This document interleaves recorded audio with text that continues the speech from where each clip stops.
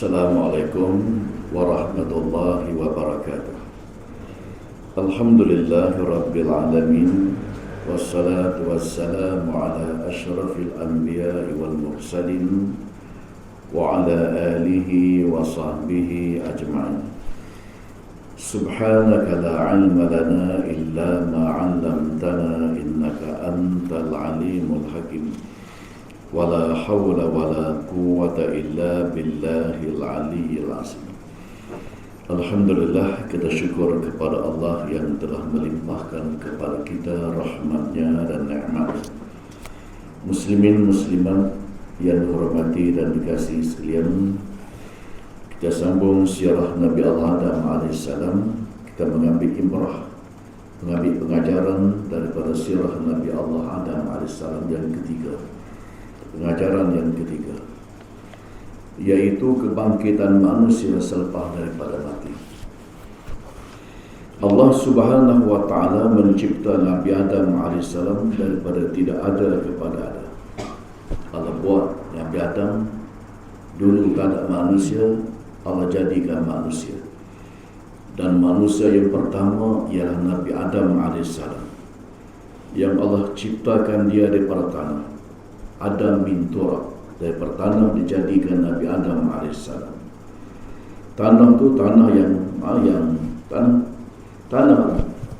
Allah jadikan Nabi Adam pertama berbentuk manusia, dan kemudian Allah masukkan roh ke dalam jasad Nabi Adam AS. Anak cucunya pula daripada setitik air mani yang lemah membentuk manusia yang kuat. Maka tidak menjadi masalah sedikit pun kepada Allah yang Maha Berkuasa menghidupkan kembali manusia yang telah mati setelah berlakunya kiamat nanti. Daripada tak ada, Allah boleh buat manusia jadi ada. Jadi tidak ada masalah bagi Allah SWT nak menghidupkan kembali manusia yang telah dia buat dah, yang telah mati, yang ditanamkan dalam kubur mereka masing-masing. Tidak menjadi sedikit pun masalah bagi Allah yang Maha Berkuasa untuk menghidupkan kembali manusia yang telah pun dijadikan oleh Allah. Dia yang telah membuat manusia ini, maka tidak pelik bagi Allah yang Maha Berkuasa itu untuk menghidupkan kembali manusia yang telah mati daripada kubur mereka masing-masing pada hari kebangkitan, di mana pada hari kebangkitan manusia akan tubik dan berkubur mereka masing-masing untuk menghadapi perhimpunan yang besar di padang mahsyar, dan akan menghadapi pembicaraan di hadapan Allah Subhanahu wa ta'ala, akan menerima hisab, akan menerima buku catatan mereka masing-masing di hadapan Allah Subhanahu wa ta'ala. Dunia ini adalah sementara. Perjalanan kita yang kekal abadi ialah negeri akhirat.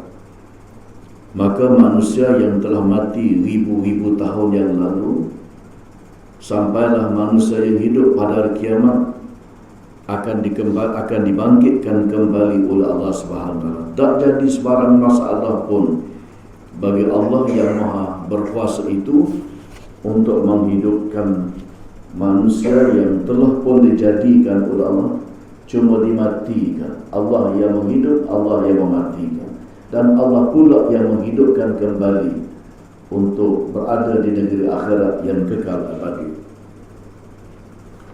Allah Subhanahu wa ta'ala berfirman, khuliqa min ma'in dafiq yakhruju min baini sulbi wat tara'ib innahu ala raj'ihi laqadir. Dia ciptakan daripada air mani yang memancu ke dalam rahim dan keluar daripada tulang sulbi laki-laki dan tulang dada perempuan. Sesungguhnya Allah Maha Berkuasa untuk mengembalikannya hidup semula sesudah daripada mati. Surah At-Tariq ayat 5 sampai ayat yang ke-8. Ayat ini menggambarkan kekuasaan Allah dan kehebatan Allah Subhanahu wa ta'ala untuk menghidupkan kembali manusia daripada ada pada manusia tadak kepada ada, kemudian menghidupkan kembali manusia yang telah mati itu pada hari kebangkitan. Setelah berlakunya kiamat, semua manusia yang mati akan dibangkitkan oleh Allah Subhanahu wa taala daripada kubur mereka. Kalau mati di Bukit Tobing, tubiklah daripada kubur Bukit Tobing. Mati di Mekah, tubik Mekah. Mati di mana pun sama lah. Tak ada beza di antara tempat dengan atau di Amerika tu. Dr. Hardy mati di Amerika. Bumi Allah tu sama belaka. Cuma kalau mati di Madinah dan mati di Mekah tu lebih molek. Kerana bumi Anbiya, bumi tempat kelahiran Rasulullah sallallahu alaihi wasallam, lebih molek. Mati mana pun molek belaka, tak ada apa-apa. Setelah berlakunya kiamat, semua manusia yang mati akan dibangkitkan oleh Allah Subhanahu wa taala daripada kubur mereka masing-masing. Malaikat Israfil meniupkan sangkakala buat kali yang kedua untuk menghidupkan kembali semua manusia yang telah mati. Tiupan yang pertama untuk menghancurkan muka bumi, menghancurkan alam ini.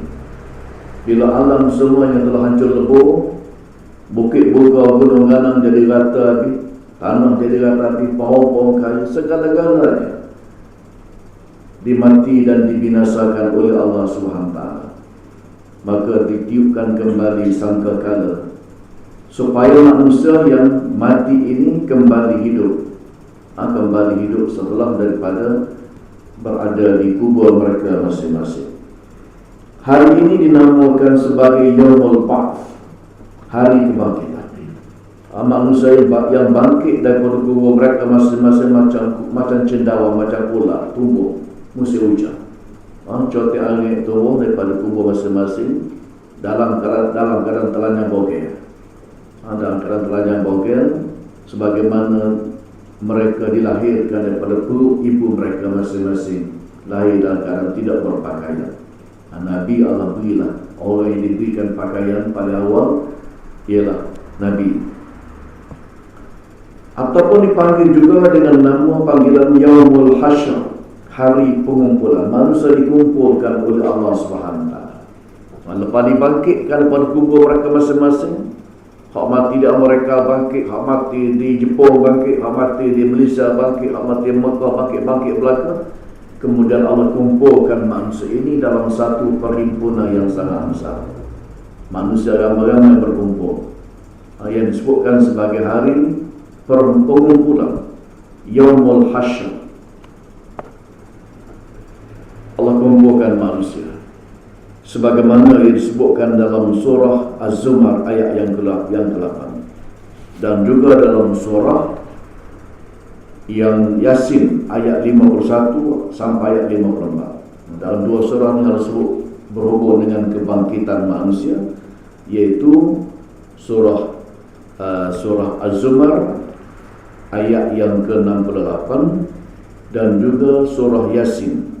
Surah Yasin ayat yang ke-51 sampai ayat yang ke-54. Dalam kedua-dua surah ini Allah menyebut berhubung dengan kebangkitan manusia selepas daripada mati. Bila manusia ini dibangkit dan dihimpunkan oleh Allah di satu perhimpunan yang besar. Pada masa itu ramailah, kita pun tak temuan, mungkin mak, ayah, anak, cucu, mungkin tak temu pada waktu itu. Bergantunglah kepada keimanan masing-masing di atas muka bumi. Orang yang beriman percaya kepada Yaumul Ba'ts ataupun Yaumul Hasyr ini. Kita orang beriman, kita percaya adanya pertemuan manusia, kebangkitan manusia, perhimpunan manusia yang besar di padang mahsyar. Kita percaya, kita yakin. Orang tak beriman tidak percaya. Bila mati ni tak ada benda, tak ada habis lah. Bagi orang komunis, golongan-golongan etis, golongan mulhid yang tidak percaya kepada agama, bagi mereka lepas mati tak ada benda apa dah. Tak ada.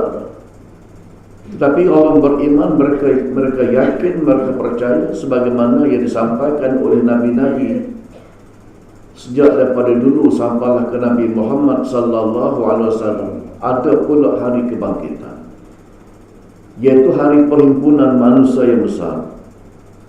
Manusia akan dihimpunkan oleh Allah, akan melintasi titik siratal mustaqim, akan dihisab amalan manusia, kemudian akan diberikan buku catatan masing-masing oleh Allah Subhanahu wa taala. Ada manusia yang menerima buku catatan mereka dengan tangan kiri, digostang ke belakang, terima dengan tangan kiri. Ada manusia terima dengan tangan kanan, dia pergi ke depan, pergi ke depan, terima dengan tangan kanan. Itu menggambarkan manusia ini ada yang akan diberikan nikmat oleh Allah Subhanahu wa taala, ada yang akan diazabkan oleh Allah Subhanahu wa taala. Mereka diberikan buku catatan dengan tangan kanan, ambil dengan tangan kanan, maka itulah golongan ahli syurga. Mereka yang terima buku catatan dengan tangan kiri, itulah ahli neraka. Jadi orang beriman, mereka yakin, mereka percaya dengan sungguh-sungguh.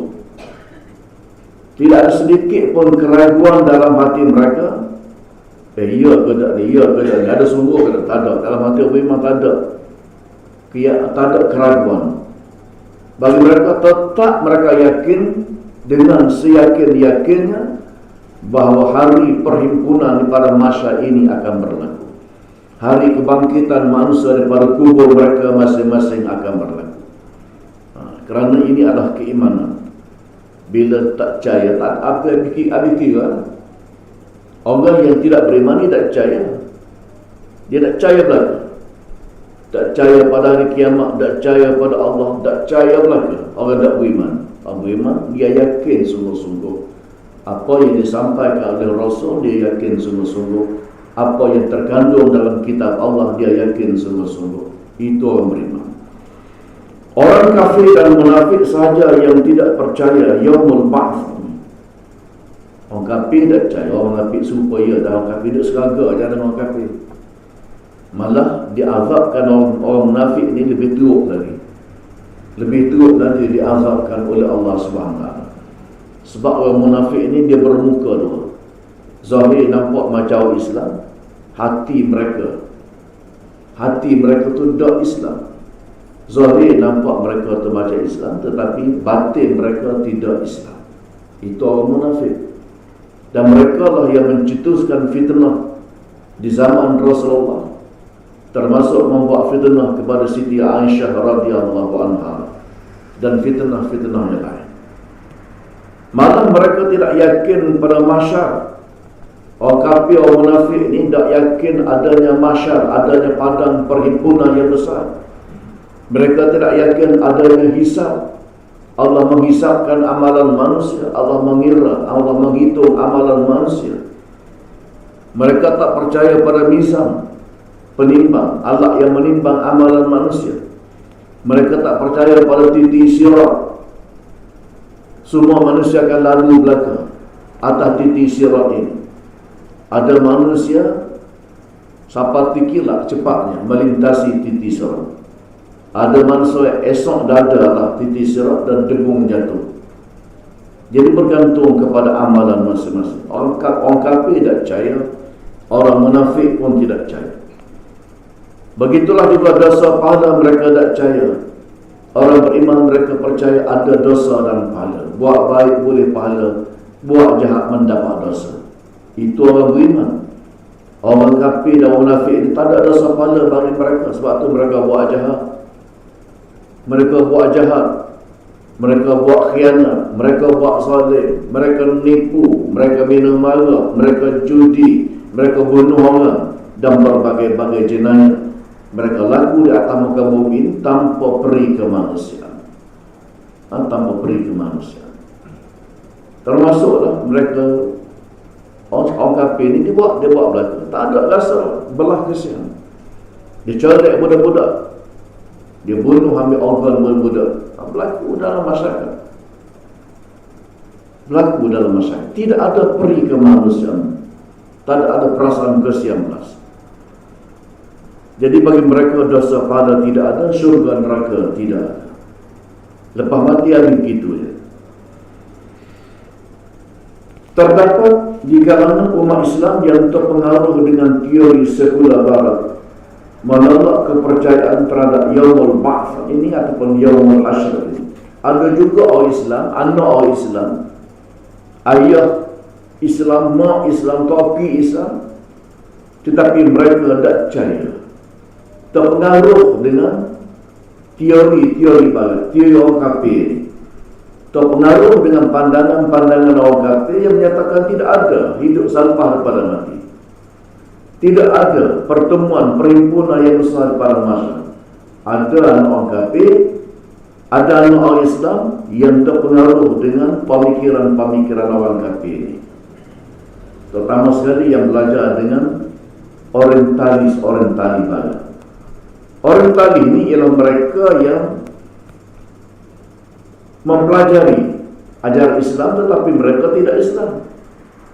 Orientalis, mereka tu kafir, mereka tu ada yang Kristian, ada yang Yahudi, tapi mereka tidak masuk Islam. Mereka belajar Islam, mereka karang buku-buku berkaitan dengan Islam.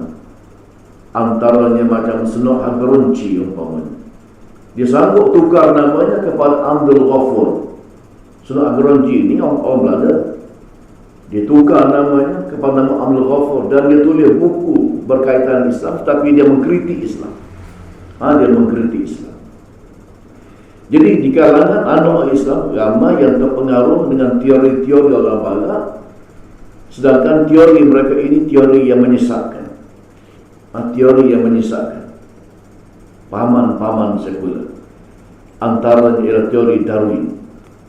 Mereka lebih percaya kepada teori Darwin dan lain teori evolusi yang berdasarkan kepada akal dan nafsu semata-mata. Teori yang manusia buat ini berdasarkan akal.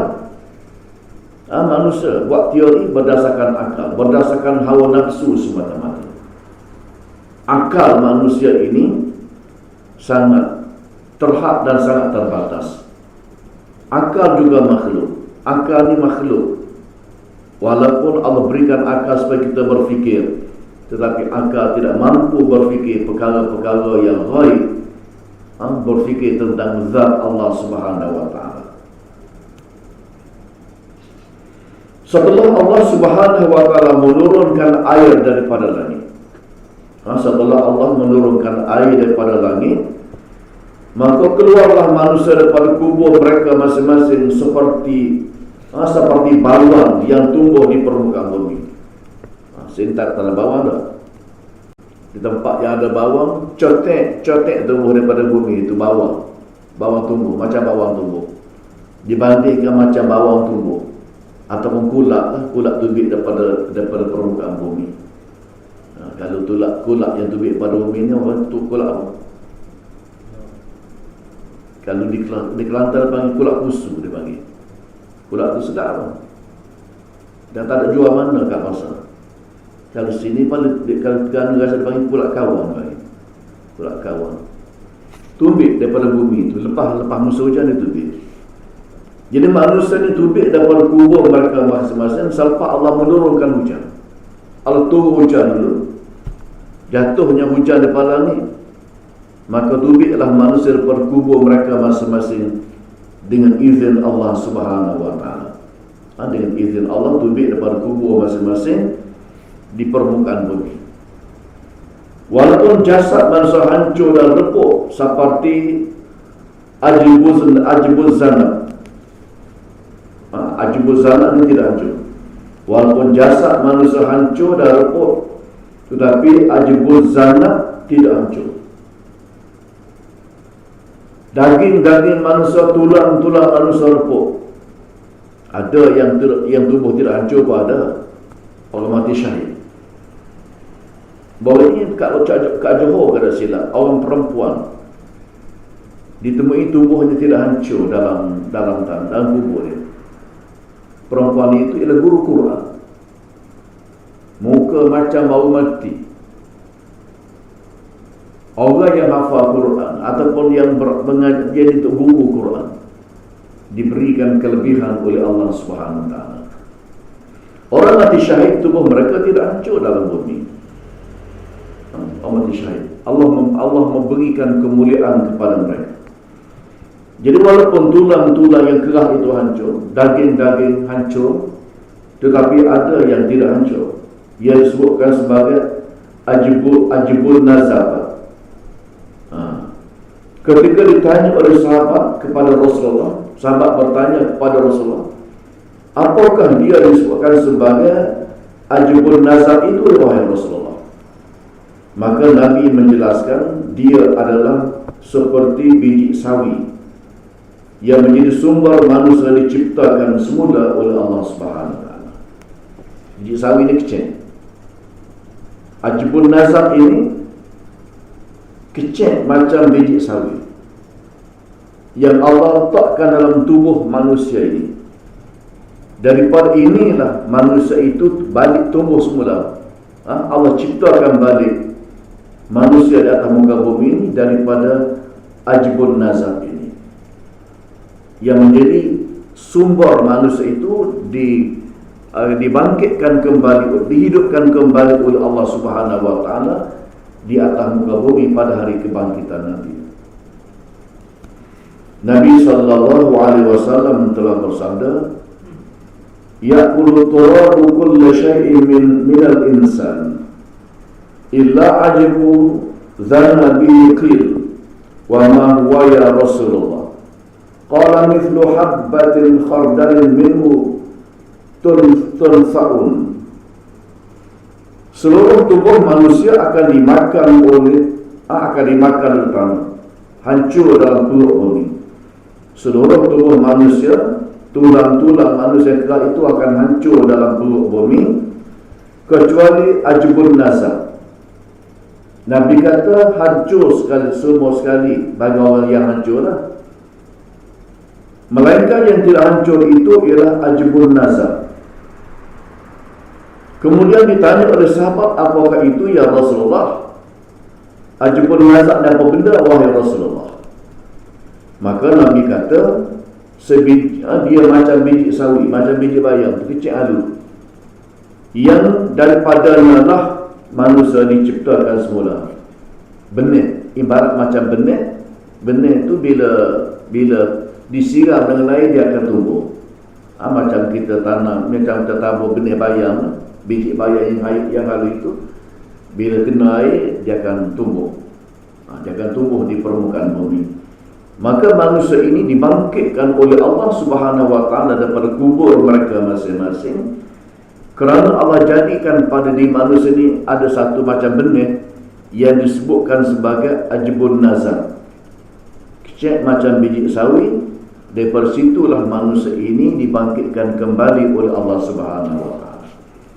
Jadi kita orang beriman, kita yakin, kita percaya sungguh-sungguh akan berlakunya hari kebangkitan. Orang kafir, orang munafik, orang etis, orang yang tidak beriman, mereka tidak yakin, mereka tak percaya. Tak percaya berlaku apa-apa ni. Hidup atas muka bumi, mereka makan rezeki Allah. Dan mereka nampak alam terbentang bawah ini. Kalau tanya dia siapa yang buat ni, dia kata jadi sendiri, kata dia. Jadi sendiri. Manusia pun jadi sendiri. Teori Darwin, teori orang putih yang menyesatkan ini, manusia ni daripada macam kalau katak tu dia telur dalam air tu, anak budu dia. Dia tubik lagi tu. Lepas tu dia nopak naik atas darat, jadi macam buruk, macam tu. Lama-lama kelamaan jadi macam manusia. Ini orang barat, kepercayaan mereka kalu. Kejadian Nabi Adam AS boleh kita jadikan hujah untuk menolak pemikiran golongan etis ataupun golongan mulhid yang tidak percaya kebangkitan semula selepas pada mati. Etis ni orang tak percaya pada agama. Mulhid ni sama lah juga. Mulhid etis ni orang pula je. Mereka ni tak percaya pada agama, tak percaya malaikat, tak percaya Tuhan, tak percaya belaka. Mereka ni tak percaya. Macam orang Komunis tu dia tak percaya. Bagi mereka agama adalah candu. Orang Komunis menganggap agama ni candu. Kita kena tolak agama. Dan orang Islam kita kena bunuh. Sebab tu mati. Ramai orang Islam mati di negara Komunis. di negara komunis China ke, di negara komunis Rusia ke, di mana-mana ke, orang Islam ditindas. Kita sini tak berapa tahu sangat. Umat Islam kena tindas di negara-negara komunis. Mereka tak percaya kepada agama. Mereka adalah golongan mulhid ataupun golongan etis. Hari ini ramai orang yang tidak percayakan hari kebangkitan itu dengan berhujah akal semata-mata. Jadi mereka guna akal. Orang tak percaya ini mereka guna akal. Hak mana nampak, hak itulah mereka percaya. Hak mana mereka boleh dengar, hak mana mereka boleh raba dengan panca indera, mereka percaya. Hak boleh mereka tengok dalam bilik makmal dengan mikroskop, mereka percaya. Kuman mereka percaya sebab nampak di bawah mikroskop. Hak tak nampak, mereka tak percaya. Mereka tak percaya sebab tak nampak. Hak nampak walaupun kecil macam kuman pun mereka percaya. Ini orang kafir. Orang-orang kafir dan orang munafik, golongan yang berfikiran liberal di kalangan umat Islam juga mempersoalkan hal tersebut. Ada juga di kalangan orang Islam, mereka mengaku Islam tapi pemikiran mereka liberal. Di Malaysia pun ada golongan liberal ni. Mereka kritik hukum Allah SWT sebagai hukum yang tidak adil. Ni puak liberal ni. Sebagai kau tak tahu lah. Ada kata pemimpin liberal ni bulan puasa tak puasa. Dan mereka tolak hadis Nabi. Mereka tolak hadis Nabi. Dan bila mereka mati ni, orang nak tanam kat Pulau Pinang, di kubur Islam, orang malu. Kena belakang nama dia, saya tak nak sebut lah sini. Acak kali dah sebut. Orang yang berfikiran liberal ni, dia berfikir secara dengan akal. Sesuatu yang tak boleh diterima oleh akal, mereka tolak. Sampai mereka tolak hadis Rasulullah sallallahu alaihi wasallam. Tolak hadis Nabi ni sepakat mufti-mufti, ulama-ulama besar, orang yang tolak hadis Nabi ni kafir.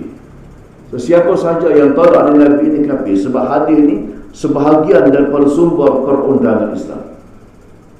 Quran dan hadis ini ialah sumber perundangan Islam. Jadi golongan yang berfikiran liberal ni mereka tolak, mereka tak percaya adanya alam mahsyar, tak percayanya ada hari kebangkitan, tak percaya kepada apa yang akan berlaku di negeri akhirat nanti, tak percaya. Mereka tak percaya. Islam menghargai peranan akal yang mampu membawa manusia kepada kebaikan. Allah berikan akal kepada manusia dan akal ini memberi manfaat.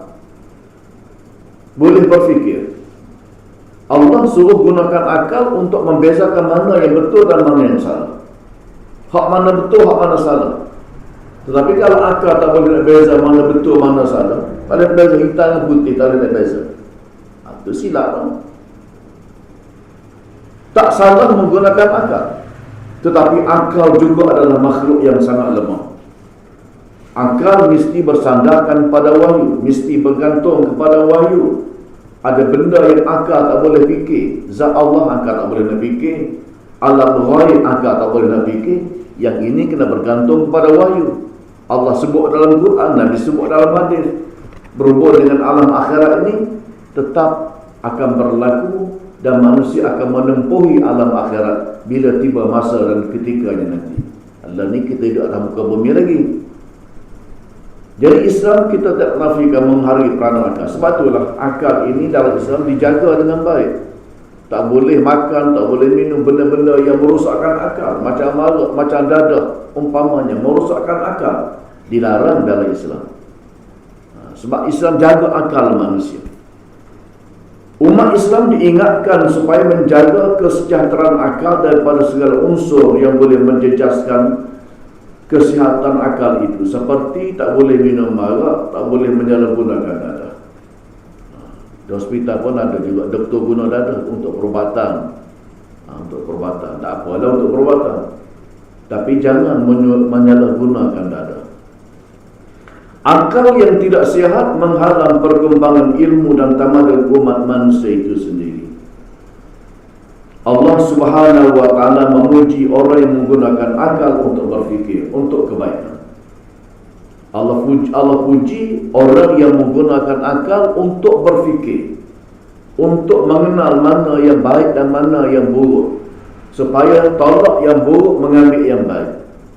Takkan tak boleh nak beza antara bersih dengan kotor. Kain bersih dengan kain kotor umpama, najis dengan kuih umpamanya.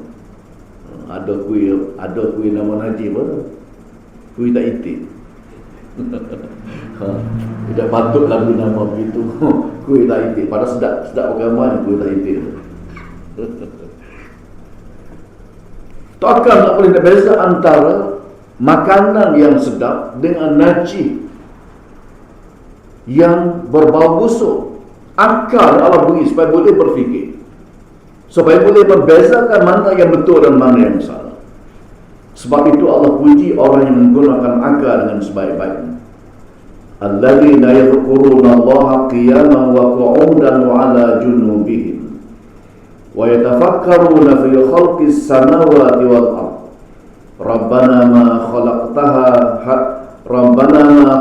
hadza batila subhanaka faqina 'adzabannar. Orang-orang yang menyebut dan mengingati Allah semasa mereka berdiri dan duduk, dan mereka berbaring mengiring, dan mereka pula memikirkan tentang kejadian langit dan bumi sambil berkata, wahai Tuhan kami, tidaklah Engkau menjadikan benda-benda ini dengan sia-sia. Maha suci Engkau, maka peliharalah kami daripada azab neraka. Jadi orang berfikir ini, dia melihat kejadian Allah yang ada di muka alam ini, lalu dia bersyukur di atas nikmat dan mengagung-agungkan kebesaran Allah, mensucikan Allah Subhanahu wa taala. Sebab tengok kejadian Allah pun zikir juga. Zikir ni tak semestinya subhanallah, alhamdulillah, Allah akbar. Zikir tak semestinya la ilaha illallah. Zikir tak semestinya kita baca Quran. Kita pergi sekayu tengok air terjun kat sekayu, kita tengok comelnya pokok-pokok bunga, kita ingat kepada penciptanya Allah SWT. Itu pun zikir. Pergi patah batu buruk, tengok air ombak, tengok daunnya ditiup oleh angin, kita tengok benda tu, teringat kepada Allah yang menjadikannya. Penciptanya ialah Allah Subhanahu wa taala. Itu pun zikir. Sebarang perkara yang boleh mengingatkan kita kepada Allah, kita jadi ingat kepada Allah. Kita jadi ingat kepada Allah. Itu zikir. Zikir ni mana ingat kepada Allah Subhanahu wa taala. Dia tak salah untuk pergi rela, untuk pergi kela di tempat-tempat peranginan, tak jadi salah. Yang salahnya pergi tempat kela sampai tak semayang pak. Galak tempat kela tu, pergi main kat sekali sampai tak semayang pak. Pergi galak sekali sampai mati kat sekali. Pernah dua lelaki dengan perempuan tunang, bawa tunang pergi kat sekali, mati kat sekali. Itulah Islam ni, dia tak beri tunang lama-lama. Bila tunang lama banyaklah perangan, bawa tunang merata-riti. Pergi sekali tak salah, tapi pergilah dalam keadaan beradab dan nampak kejadian Allah, ingat kepada Allah Subhanahu wa taala. Akal adalah sebahagian daripada ciptaan Allah yang banyak kelemahan dan sangat terbatas kemampuan. Akal sebahagian daripada kejadian Allah. Macam Allah jadikan lain-lain kepada tubuh badan kita manusia. Walaupun manusia ini diberikan akal menyebabkan manusia lebih hebat daripada binatang, tetapi akal ini adalah kelemahannya banyak, kekurangannya banyak akal ini. Hak nampak depan tu boleh lah. Hak tak nampak, tak ada memikir akal. Benda yang tak nampak, alam gaib tak nampak, zat Allah SWT tak ada nak fikir. Siapa yang fikir tentang zat Allah SWT, gila dia. Sebab akal ni tak mampu memikirkan tentang zat Allah SWT. Tak mampu, tak juga. Kerana akal ini kemampuannya terbatas. Kemampuannya terbatas. Akal hanya mampu berfikir tentang ruang yang sempit, sesuai dengan fitrah semula jadi. Padannya dia. Akal boleh memikir benda kecil-kecil sesuai dengan akal itu sendiri. Sepadan dengan akal itu sendiri. Islam memberi peluang kepada akal berfikir dalam batas-batas kemampuan seperti di alam sains fizik. Benda-benda yang begini bolehlah fikir. Umpamanya benda yang bersifat fizik, umpamanya udara ni ada, gas ni ada, tu ada, ni macam-macam benda yang kita tak nampak. Oksigen, hidrogen dan berbagai-bagai lagi yang ada dalam udara, yang ada dalam kehidupan kita ini. Kita tak nampak, tapi benda tu ada. Kita bernafas, kita seduh oksigen masuk dalam tubuh kita. Kalau tubuh kita kurang oksigen, kita akan menghadapi masalah dari sudut kesihatan. Ada benda yang kita tak nampak, tapi ada. Suara kita di Bukit Tobin ni orang boleh dengar di Amerika. Apa benda yang bawa suara kita sama ke mereka? Tak ada tali-tali apa pun. Handphone ada dalam poket kita, kita pun cakap. Kawan kita di Amerika, masa ni juga dengar di Amerika. Ada benda yang ada dalam atas udara ni membawa suara itu, walaupun tak nampak. Tetapi dalam perkara yang gaib, akal tidak mampu. Sains hayat umpamanya berhubung dengan binatang, berhubung dengan tumbuh-tumbuhan. Geologi berhubung dengan bumi, tanah-tanah. Bolehlah fikir tentang tanah-tanah. Orang yang kaji tentang tanah-tanah ini terdapat ratus-ratus jenis tanah. Kita tahu tanah sejenis ya? Orang yang buat kajian tentang pasir, ada ratus-ratus jenis pasir. Antara pasir yang harga macam pasir dekat Agam Merang tu agak mahal. Orang Cina mari seduh pasir, katanya buat cermin mata. Jadi berbagai-bagai jenis. Kat batu ada berpuluh-puluh jenis. Awan, hak berada atas udara ni, ada ratus-ratus jenis awan. Orang buat kajian ratus-ratus jenis awan. Hal ni boleh manusia mikir. Orang buat kajian tentang tumbuh-tumbuhan. Umpamanya pokok palah, waktu pak daun palah waktu pak tu. Kajian orang buat ada 124 jenis pokok palah di atas dunia ni. Kita tahu sejenis ya pokok palah. Kita tahu sejenis ya pokok palah. Pokok pisang berapa jenis ada? Pokok pisang banyak jenis, pokok lima banyak jenis. Ini Allah jadi. Boleh kita mikir, boleh kita akal manusia boleh mikir. Lebih pada tu akal manusia tak boleh nak mikir. Lebih pada tu akal manusia tak boleh nak mikir. Tak apa nak mikir benda-benda yang begitu. Allah bagi peluang pada manusia berfikir. Tapi tak boleh fikir tentang zat Allah. Tak boleh fikir tentang roh. Tak mampu manusia nak fikir tentang roh, tentang alam ghaib yang lain. Sebab tu mesti berpandukan kepada kitab Allah dan hadis Nabi SAW. Bagaimanapun kajian ataupun penyelidikan itu mestilah bersandarkan kepada wahyu. Nak kaji apa pun mesti sandarkan kepada kitab Allah Subhanahu Wa Taala. Ilmu tidak boleh dipisahkan daripada tauhid, kerana pemisahan dengan konsep tauhid boleh membawa kepada penyelewengan dan kesesatan. Ilmu yang kita pelajari tak boleh pisah daripada tauhid. Belajar sains tak boleh pisah dengan tauhid. Belajar biologi tak boleh pisah dengan tauhid. Belajar astronomi tak boleh pisah dengan tauhid. Belajar apa pun atas muka bumi ni boleh kita belajar. Cuma jangan belajar ilmu sihir saudara. Ilmu sihir tak boleh ngaji lah. Haram dah ngaji ilmu sihir. Nak ngaji apa yang baik-baik boleh belajar. Tapi jangan pisahkan dengan konsep tauhid. Belajar sains, belajar matematik apa. Nabi Idris belajar matematik. Nak belajar ilmu bintang, ilmu astronomi boleh. Ilmu itu Nabi Idris belajar tahu ilmu astronomi. Nabi Idris itu hebat tu. Hebat Nabi Idris alaihissalam. Orang paling lawa jahit baju dengan tangan sendiri. Dia jahit baju dengan tangan sendiri, itu Nabi Idris alaihissalam. Jadi sudah ramai manusia sesat kerana penemuan hasil daripada penyelidikan mereka itu. Mereka kagum dengan kebolehan akal menyelidik dan menghasilkan sesuatu sehingga meletakkan akal tinggi sampai ke tahap ketuhanan. Ini orang barat. Mereka kagum dengan kelebihan akal. Boleh cipta itu, boleh cipta ini, boleh buat itu, boleh buat ini, kerana akal manusia berfikir. Maka mereka pun jadi kagum dengan akal, sehingga mengangkat martabat akal ke martabat yang tinggi sampai ke martabat ketuhanan. Bila menyamakan akal dengan ketuhanan, itu adalah perbuatan yang boleh membawa kepada kufur kepada Allah Subhanahu wa taala. Kata Asy-Syaikh Said Qutb rahimahullah, ada manusia bertuhankan akal. Bertuhankan akal samalah seperti bertuhankan kepada berhala. Sama aja. Hal tu sembah berhala, hal ni sembah akal. Sama aja. Kata Syekh Said Qutb rahimahullah, mempertuhankan akal samalah seperti mempertuhankan berhala. Manusia menjadi angkuh dengan sedikit ilmu yang diberikan oleh Allah Subhanahu wa taala. Muslimin muslimat yang dihormati sekalian, manusia jadi sombong dengan sebab dia bijak.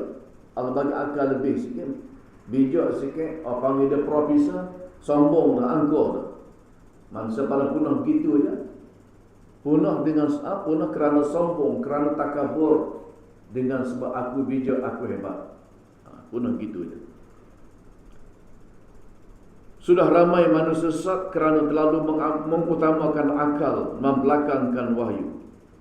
Mereka menolak wahyu sebagai panduan hidup dan menganggap tidak perlu lagi wahyu sebagai sumber ilmu dan makrifat yang benar. Pilihlah jalan selamat dengan menggunakan akal dalam batas-batas yang diizinkan oleh Allah SWT. Nak gunakan apa guna, gunakan apa, tapi kena ingat kepada kitab Allah, wahyu Allah Subhanahu wa taala dan hadis-hadis Nabi sebagai panduan hidup kita di dunia dan untuk kita gunakan sebagai panduan balik ke negeri akhirat yang kekal abadi. Jadi jangan bebas menggunakan akal. Bila manusia bebas gunakan akal, jadilah seperti orang barat, golongan etis, golongan mulhid, golongan kafir, golongan komunis dan seumpamanya. Mereka itu menggunakan akal semata-mata. Muslimin muslimat yang hormati dan dikasih sekalian, setakat itu dulu pada pagi ini. InsyaAllah kita akan bincang berhubungan yang keempat, kepalsuan teori evolusi Darwin. Hanya orang budak-budak ngaji kat universiti ni ada ilmu-ilmu yang begini, ilmu yang menyesatkan. Wallahu a'lam, wabillahi taufiq wal hidayah. Wassalamualaikum warahmatullahi wabarakatuh.